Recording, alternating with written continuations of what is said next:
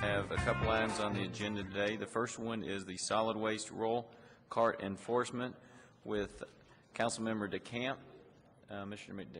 DeCamp, are you ready? Yeah. Okay, let's begin with that one, if you would, please. All right.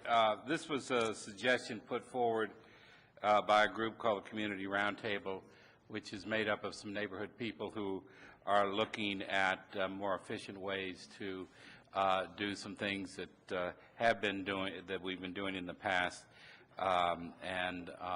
One of the things that they have been recommended that we look at the solid waste rollout cart enforcement based on the premise that we don't have a very good ordinance which as to the enforcement of carts that are left out, that are spilled over, whatever it might be, that it just isn't strong enough, and especially in the area around the university where we have a lot of students living, and you see carts. And the other thing is where carts are not put in the right place, they block sidewalks and this kind of thing. So based on what they looked into, I put this in the Services Committee. And Paul, I think you were, did we get anybody from solid waste to, oh. Okay. We have Ms. McFadden. Would you like to come to the microphone, please?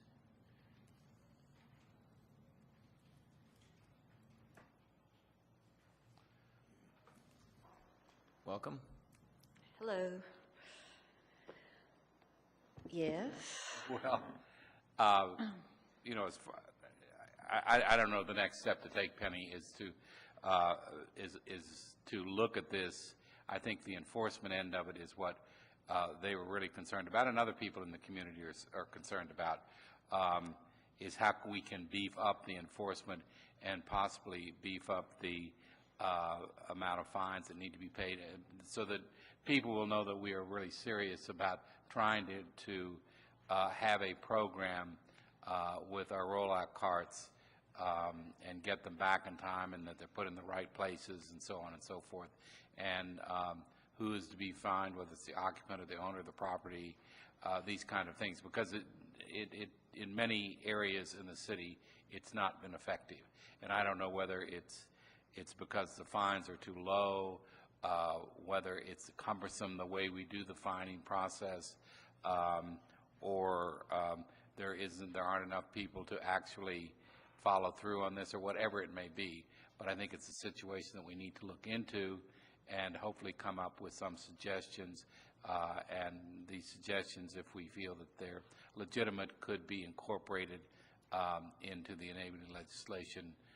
So that's what we're looking at. Having talked to Steve Feast, who's the Director of Waste Management now, he did mention that one of the problems that we have is that we probably don't have enough folks to go out and to do much more than react. So instead of being able to go out and be proactive and go visit places, we kind of are limited in that we go out if there are complaints. And that's been a little bit of a problem. And then the other things that you mentioned, we do try to go after the occupant first, which in itself is a little bit of a problem because sometimes it's difficult to find out who the occupant is. And then we have the fines, but if the occupant just moves out and somebody moves in, especially in an area that's high rental property, it's hard to really to actually make a dent with them because they just move on to some other place, or if they don't pay the fine, we can ask them to come to court, but there's nothing we can get them on. There are a couple of the other ordinances that we have that relate to illegal set-outs and stuff where we can go after the property owner, and then if the fines aren't paid, we can place a lien on the property. And we wanted to do that with the Herbie, and we it just didn't work out that way, but that would be a thought that maybe we could, you know, if the fines weren't paid and the people didn't come to court, then we could place a lien on the property. Could you just give a couple-minute overview about what the responsibility of the homeowner or the person that puts out the roll cart, and what time and what their responsibility is, if you don't mind, just so people that are watching would know in case they're not sure? Generally 7 o'clock the night before, and I think when the time changes and it gets darker, we have lowered the time a little bit, and I can't remember exactly what that time is. It's something like 5:30, 6 o'clock, so that people didn't have to worry about waiting till after 7 to go out. But in the spring, summer, and fall, it's after 7 o'clock, and then the next day you need to have it in by 7 o'clock. So it's kind of the 7-7 rule. Mr. DeCamp? Well, you know, I would like to see if Waste Management could come back to us with some firm suggestions on how we could make this a stronger ordinance so that we can begin to really get some of these roll carts taken off the streets at the proper time, and that we could create some sort of situation that will have more meaning than we have now. Because as far as, I mean, I know in the 3rd District, in certain areas, there's nothing that really we can follow through on and that means anything. And I think many of the property owners or many of the occupants realize this. And I would just like I'd like to find out what other cities have that might be able to lead us in a direction of coming up with something which is stronger. So I would, at this point, like to just not certainly make any motion, but make a suggestion that Waste Management, you know, work with the council office in trying to come up with some other regulations from other cities and come back and report back to us in ways that this might be improved. I think there's a lot of room for improvement, and I know we need to be looking at the responsibility of the owners of the properties. And when you have a multi-unit situation where you've got, you know, 10 people living there, who do you find? You know, we can't go in and say which one of you individually has the responsibility of rolling the cart out and rolling the cart in at the proper time. So I think there must be a better way of doing it, and I would like to hear back with something more specific on Waste Management. As I say, working with our office and seeing if we can't come up with some suggestions to improve this. We agree, and we'll be glad to do some research on what other cities are doing and trying to make some suggestions. I know one problem we ran into last time when we were looking at this, the KRS that allows us to have this administrative process limited us in some ways on the amounts of fines that we could do. But we'll go back and look at that because I can't really remember what the limit was. But we'll come back with some information for you. Okay, I think we just leave that on the table, and we'll follow through on this, and hopefully in the next month or two come back to the Services Committee with some recommendations. Sounds good. We have a couple of questions. Mr. Beard? Thank you, Chairman. Penny, the private haulers, I assume that they too fall under this ordinance. Well, actually, we've asked for a legal opinion on that, and several years ago I got that, and they told us that no, they did not fall under this ordinance, that it was only for urban county government garbage collection. It has something to do with the 115 fund and the personnel that's doing it. The other problem that if under the current system with the private haulers, it would be difficult even if we could enforce it, because on one street there may be 3 private haulers that go on that street, and they may have 3 different collection days. So we have no idea what their collection days are and when the carts are supposed to be out and not supposed to be out. Well, that somewhat diffused my second comment, which means that because I am serviced by a private hauler and I'm serviced on Thursdays, that there are at least 2 Thursdays each month where I would be a violator myself because of council meetings and the meetings that lead up to council meetings. Are you going to get a further clarification on that, or is that pretty much the way it's going to be? I can ask again and make sure, but I believe that's the way it's going to be. Now, you know, one of the management partners, the audit that came out, one of the suggestions was that we franchise our private collection. And I don't know if that's going to go anywhere or not, but if we did, then that would give us an opportunity at that time maybe to deal with the private area. Okay, I really wasn't, if I got a pass on those 2 Thursdays, I really, I don't care what we do the other days, I guess. Well, and to be honest with you, even if we beefed up the enforcement and we beefed up the ordinances, I don't imagine that we're going to be waiting at somebody's door, you know, at 5 after 7, like you said, on Thursday night or anything. It's really to get those places, and I'm sure Mr. DeCamp will agree, is to get those places where the Herbie sits out for days and it's never taken back in, and they're always in the sidewalk, they're always in the way, they cause an eyesore. And that's what we're really looking for, not just somebody that, you know, happened to work late one night or something. So I don't think that would really be an issue. And I think that's what people are afraid of, but that's not what we're looking for, because I don't really foresee us ever having anybody out at night looking to see if the Herbies weren't put back that day. It's kind of like the dog barking, no. We may not want to do that, but their next door neighbor may want to do that to them. Okay, thank you very much. Okay. Mr. Blevins? Thank you, Chair. Penny, could you describe for us what you all do today? For example, how many personnel are assigned to enforcement of this? Let's see, Steve's here, and he probably does this on a day-to-day basis and would probably be able to answer that question a lot better than I could. I think he just did. Was that a raise your hand to comment, or is one? One is the One answer. person. That's what I thought. I wanted to just double check. And it's a fact that we do give warnings first in many cases. There's a little door hanger you use, is that correct? No? I think they actually, before they're ever fined, I think they're fined on the 3rd occurrence. Would you is that come ahead correct? and give us the information if you don't mind? I'm sorry. Would you like to come up?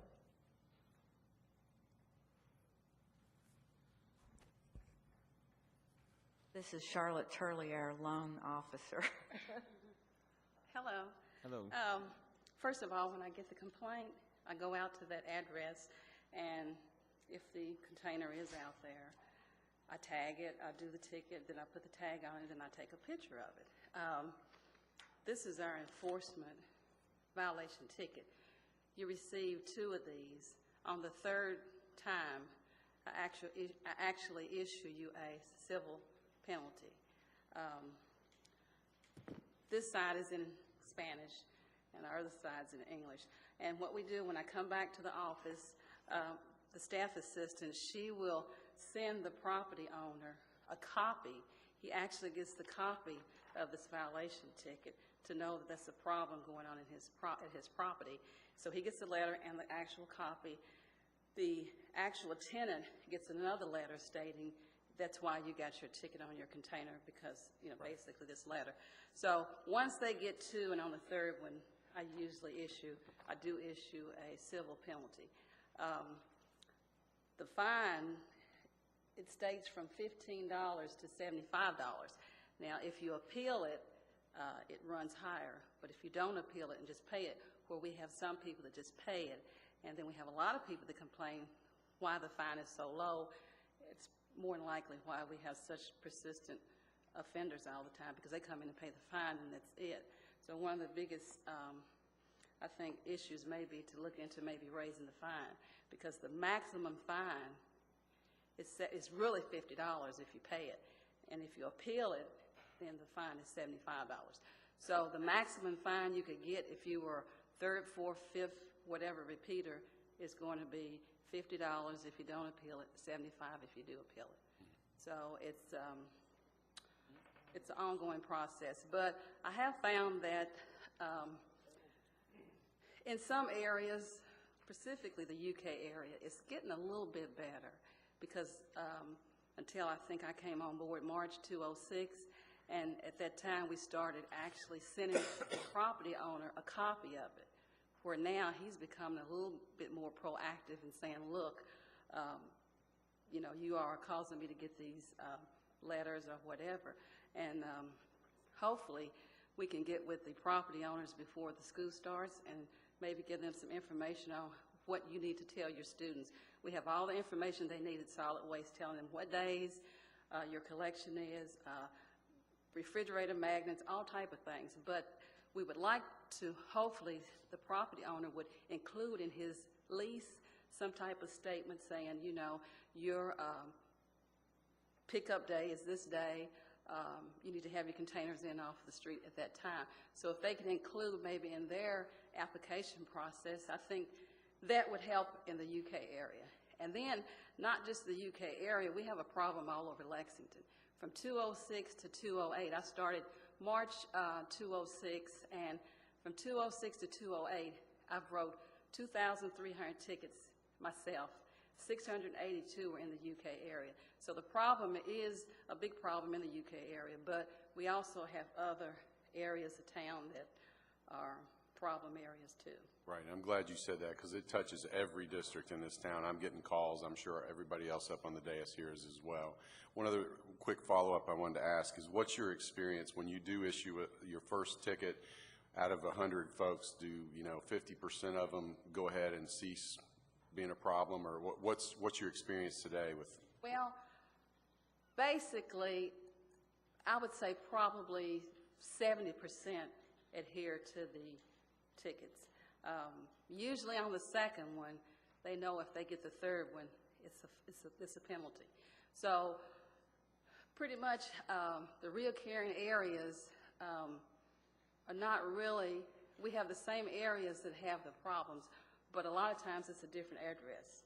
I mean, I may go out to the UK area because I feel like they need to be educated. One of the main problems with this, which I'm glad I'm up here to say this, the biggest problem we have with this roll car container problem is it really didn't start getting really aggressively enforced, I guess, within the last 2 years. So I get a lot of people saying, well, I've been here all my life. When do they start enforcing the rollout containers? So I think we need to do an aggressive campaign, and 7 to 7. We could do a promotion 7 to 7 rule, because a lot of people I run into, they don't know that we are now enforcing this ordinance. Then we have a lot of people from other counties, other states and cities, as well as the UK students. They don't know our collection procedures.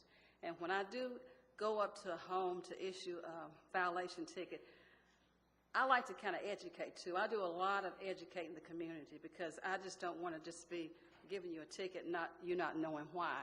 So a lot of times I go up and I knock on the door, and I happen to look at the license plate. They may be from New Jersey, Ohio, whatever.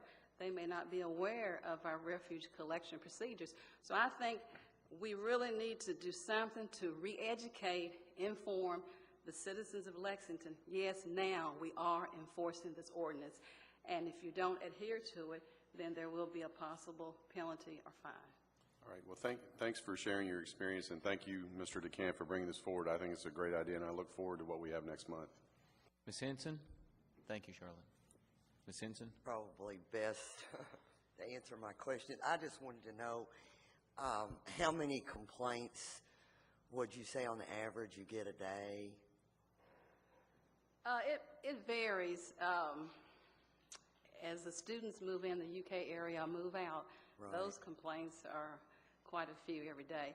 On a daily basis, I'd say maybe, I would say 5 or 6, Okay. 7 or 8. It just depends. Okay. And then how many citations would you say that you give? A week? Yeah, or a day? Well, it depends. It really varies. Some weeks I may say, today, I only did 4 so far. Okay. Some days I go out, and that person may have been on vacation. He may have had an emergency or working late. So when I go to that area, it's not out. So every complaint I get, I have to go there. And if the container is not out, then I, still have to complete it out. But it just depends. The wintertime is kind of slow, because I give tickets year-round, winter, rain, snow, whatever. Right. Yeah, I got little plastic bags. I fold the ticket up so you can be sure and get it. And so it just depends. Okay. It just... And then are the fines paid directly to solid waste? Yes, they are. Okay. Because I was thinking about maybe the possibility, if it could become self-supporting in some way with fines, that would reduce it by, if the fines so, say they could cover your salary or something, like that, where, and then eventually over time, maybe that would reduce, but if you had time to do some sweeps, like, pickup days on Thursday, and then on Monday, you do a sweep through the area that had their pickup on Thursdays, and if the containers are still sitting there. Right. I have a monitors list where some of the problem areas, Waller Avenue is a cut-through, so I'm always in that area. And even if it's not on my violation sheet, I still get those areas. Okay. And work those. So do you record the number of citations given and the amount of money that it brings in? Well, it hadn't lately brought in a lot of money because Okay. after that second ticket, it seems like people are getting the message. Okay. But like I said earlier, the number one problem that I get from the citizens are, when did you all start doing this? I've lived here forever. I've never knew about a 7-to-7 rule, or when did you start enforcing it? So I think we need to probably re-educate. Okay. So everyone Yeah, and knows. I do think solid waste does a great job communicating with people, like with the Rosies and the recycling and Exactly. everything. You do a great job. So Right. thank you very much. You're welcome. And can I just do a follow-up on that? So yours is mostly complaint-driven. You're not going out looking yourself and seeing somebody that's violating. Yours is if somebody contacts you and that's when you go check on it? Mine is complaint-driven, but I also do areas that are not complaint-driven. The UK area I know is a problem. If I'm on one street and I see another street adjacent to it that looks pretty bad, I will go out and take care of that. So mostly the complaint-driven, but I guess what Penny said is sometimes make it difficult is some is private and some is public haulers on knowing what day is which day's pickup. Do you have a list of knowing which streets are which, so you'll know that, yeah, this person is in violation when actually they could not have been in violation because it was a private and it was different than the other? well, that's really not hard to distinguish because most of the streets that have private haulers, I mean, the whole street is, what I've experienced, the whole street may be BFI or M&M, so I don't touch that street. Gotcha.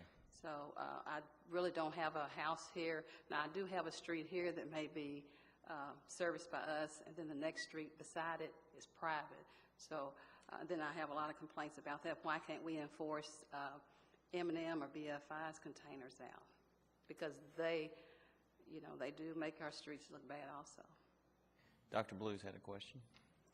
Actually, I don't have a question. I just wanted to thank Charlotte Turley for the magnificent job that she does. Every time that I've had a request and made a call, she has been there and has followed up with me. And I know we can do more perhaps in terms of enforcement.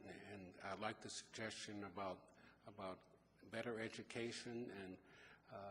But I'm really glad, Charlotte, that we have you on the job. It's a big help to us. Thank you. I think this is something we probably could get on Channel 3 that we could let people know just to make, because I think education is the key and let people know what the times are. And that's why I wanted to reinforce it earlier, but I think if we get something on there saying this is what time they need to be put out and this is what time they need to be brought in, I think people do a better job probably. I did 2 shows. Great. Already. All right, well, good. Thank you all. And we'll look forward to getting the information back from you, Penny. Thank you. The next item on the agenda is a Zandale Stormwater Ditch Update. Mr. Beard? Thank you, Chairman. This whole issue of the Zandale ditch, and I'm making an assumption that everybody knows what the Zandale ditch is, but it is an open, concreted creek, I guess, for lack of a better term, that surfaces for about 3 blocks on Zandale Drive and is encapsulated by guardrail, which is somewhat aged. And it is, in addition to being it works well, I guess, as a stormwater movement facility, but at the same time, it has the same problems any of our other streams have in that it is contaminated and trash collects in it.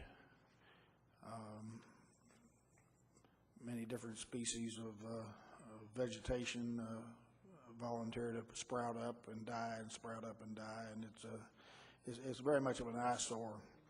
The Zandale Neighborhood Association asked me to take a look at this, and I have, and we've had a meeting. Mr. Morgan McElwain, who is here today, for the association, gave some drawings of or renderings of various options that we might have. Of course, the people that live on Zandale Drive would like for us to figure out some way to tear it all out and bury it so that they could have a normal street like most everybody else has. But I'm afraid that might not be in the cards because of the expense.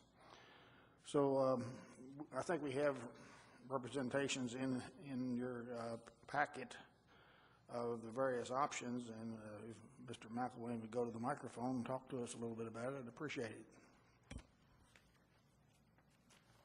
Welcome. If you give your name and your address, please, for the record. Yes, my name is Morgan McElwain. I'm a landscape architect here in Lexington. I live at 535 South Upper Street, apartment 216. Thank you. Welcome. I guess it's been a little bit over a year ago. I was contacted by the neighborhood association. We were asked if we would be interested in helping them out and looking at the issues that related to the ditch. And at the time, they approached us primarily from a visual point of view. What could they do to improve the visual quality of the street, taking Zandale Drive and making it a more pleasant option, I guess, and ways of integrating trees and those sorts of things. So within our office, we kind of had a little design charrette and developed some different scenarios, and I think probably you have copies of those concepts. As these ideas evolved, we also looked at the issue of stormwater quality in addition to how could we make this more than kind of a multi-use project, if you will, in terms of improving issues of stormwater quality and those sorts of things. So as we developed this, we came up with several scenarios. Principally, that one was to actually encapsulate, if you will, the entire ditch into a large box culvert and to put a top on it, and then put trees over the top of it. And I think there is a sketch, and I assume that you have in your packet, that illustrates that option. We looked at another option, which was to really take and find ways that we could integrate this water quality issue. The thing about a box culvert is that it certainly is very efficient in terms of moving the water in a concrete channel down the street and into the stream system, but it really doesn't do anything in terms of enhancing water quality, in terms of maybe slowing that down or providing a means for integrating riffles and other kinds of things. The idea is to slow the water down a little bit so that you can get some settling out and get some water quality benefits of the things like the heavy metals and oils and those sorts of things, and then using biofiltration with plant material as a way of enhancing water quality. So we looked at some concepts to do that, and one of them was an idea that we would integrate street trees and a series of planters. In certain areas of that ditch, it's fairly steep. Other areas, it tends to flatten out. The idea was to use the trees as kind of a strong visual element, but also to find a way that we could create riffles, if you will, and pockets in the channel for water quality and those sorts of things. So we are landscape architects, not engineers, but have enough of an understanding of kind of some of the issues that will be involved in this. And so, we feel that the concepts we came up with are workable. We met with the neighborhood group and kind of went through that, and then they set up a meeting with Julian, and I believe we met with a representative from the Division of Engineering at that time and kind of presented those ideas. Paul had called me the other day and asked for me to take a look at, and believe me, these are ballpark numbers, because what all we have generated to date are the sketches that you see in your packet. But we were able to kind of price, if you will, the various scenarios to give you a sense of the scale of costs that we're talking about. And the first one was if you took those 3 blocks and closed them with a concrete box culvert, put a lid on it on top of it, developed a zone for planting and putting trees and so on and so forth on top of that. And that incidentally turned out to be the most expensive option, which is not surprising. These numbers include the numbers I'm going to give you are budget level numbers. They're very conceptual. We don't have detailed design drawings. It's kind of our interpretation of how we think it would be developed. We have also included demolition of the existing ditch and probably repaving of that section of Zandale Drive because of depending on the level of construction, we would anticipate that probably needing to be done. But we've also included contingency, I'll call it a design contingency or a budget contingency, along with what I'll call soft costs, which would be design fees, survey work, permits, sort of things that we would probably have to go through in terms of, to give you an idea of what not just the construction costs of something like this would be, but potentially what the entire project would cost. And that, the box culvert option was $5.7 million. The option C, which is a combination of both the box culvert and I'll call it the planter pits or the tree pits, which involves more of the biofiltration concept that we talked about.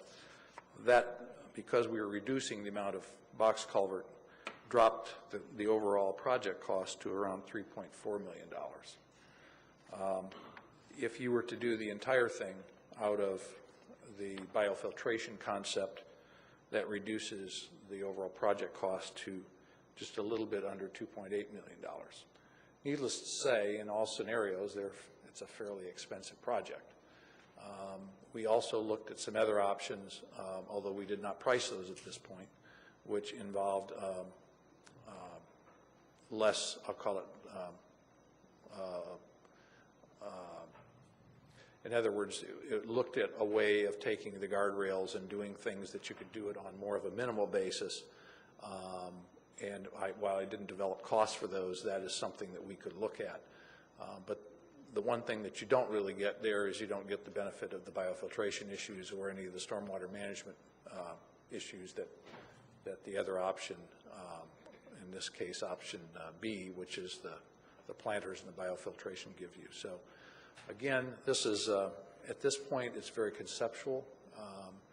I purposely have tried to estimate high because I think it's important to, you know, it's always better if project costs go down as you develop, but at least you get an idea of kind of what the budget level is of the various options. So. Thank you. Appreciate coming up with those figures. I'm not sure how we'll come up with those figures, however. You know, it's not, I guess, Don, over in your area, you have a similar parallel type of a situation on Lafayette Parkway. And probably some of the same problems. You don't have the guardrails, however. And they have, you know, that's been there for 60 years, I guess, or close to it. And I would guess Zandale, I'm not sure when Zandale was developed, but it's probably late 50s sometime. Yeah, I would think. So most anybody can do that math. I don't know if there's any baby steps that can be taken. I know that these numbers here are, especially in this day and time with the budgetary constraints we have, that we can do anything of this scope. But there might be some baby steps that we could take, at least with the guardrail, and maybe the association could come up with some minimal plantings of some sort to kind of soften the look of the guardrail. And maybe that's the path we need to originally look at. And we did talk with them about,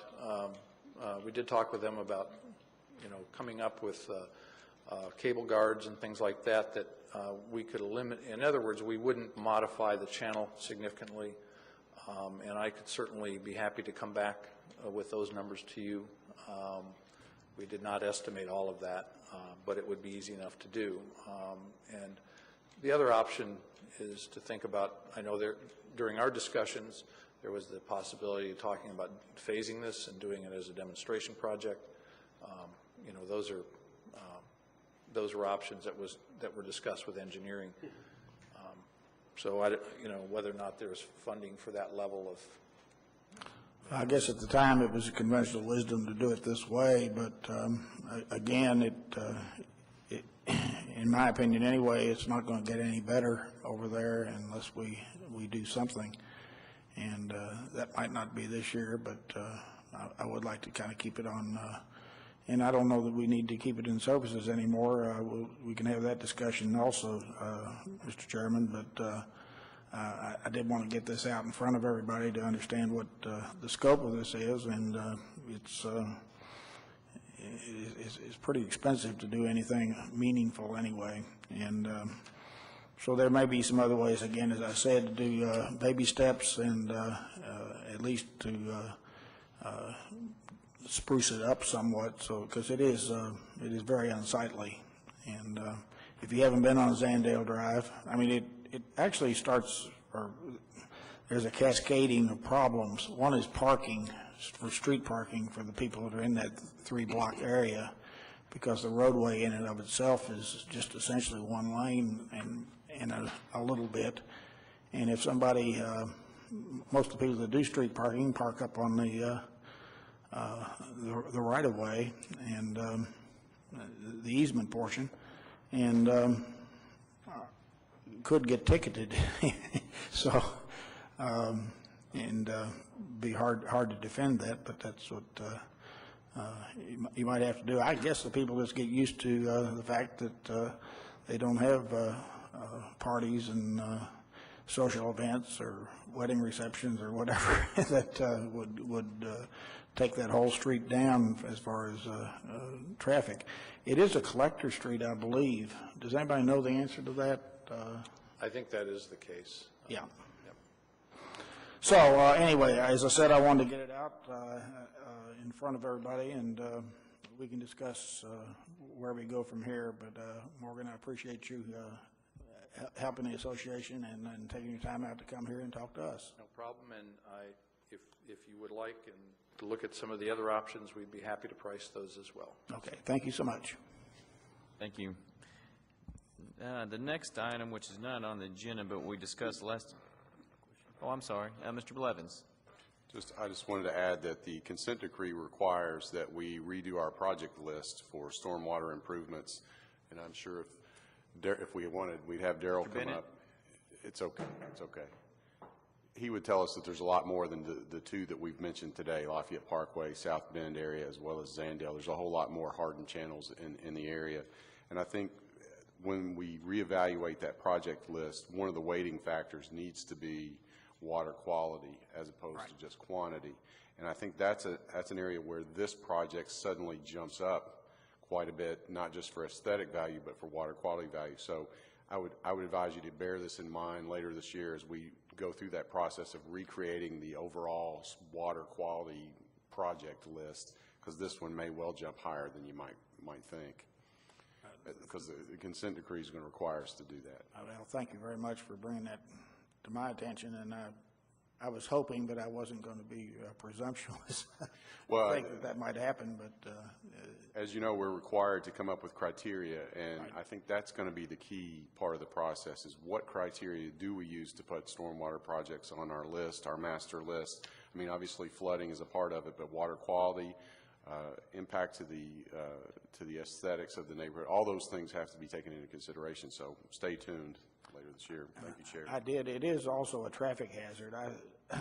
At one point before they had the guardrails up, and this was many years ago, a car turned over and was upside down in the channel, and the driver was in there, and there was plenty of water going through that channel at the same time, and he was fighting with all his life to get his head above water, because we being the government wasn't able to get safety equipment there in time to, happily nothing, there was no fatality, but we had a big crowd of people out there watching and cheering him on anyway in his efforts to stay alive. Thank you. Thank you, Chair. The item that we dealt with last week, we said we would keep in, was the vicious dogs, and I said if there's anybody who wanted to send a request for law that they could do that, but I did not receive any. I think Mr. DeCamp said if we didn't, that he would go ahead and make that motion that we continue with the laws that are on the books. I think that's what we had talked about last time. Is there anybody who, if they did not send something, Mr. Schoniger or myself, and I didn't receive anything, Mr. DeCamp, do you want to? Yes, I would be glad to make that motion, that we, just retain what we have on the books at this time on that issue, and until something else is brought up again. We have a motion. We got a motion and a second. Any discussion? All those in favor say aye. All those opposed? And I will take that forward to the council.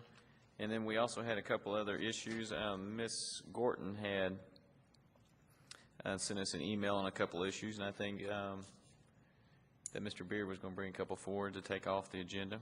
Yes, both of them were put on the list in December of '05, and one involved traffic calming on Harvard Drive.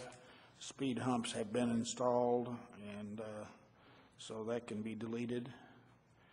And we have a motion to delete the... I would move to delete that. Second. We have a motion and a second. That would be the Harvard Drive? The Harvard Drive one, yes.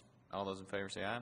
Aye. All those opposed, we'll take And that the one off. right below it also was put on in December of '05, and no parking signage on Belvoir between Malibu and the crest of the hill. And to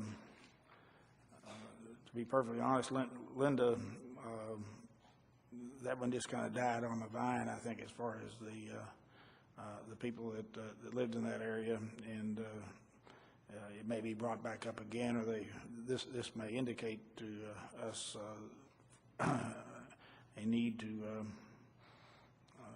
look at it at a later date. But at this point, anyway, we've had no activity as far as the people living in the area, and we want to go ahead and delete that. And I would so. We have a motion to delete. We have a second. Second. We have a second. All those in favor say aye. Aye. All those opposed. Are there any others that the committee members would like to have taken off this list, or anything that they'd like to add added to this list? Seeing none, I will take a motion to adjourn. Second. We have a motion to adjourn. All those in favor say aye. Aye. All those opposed.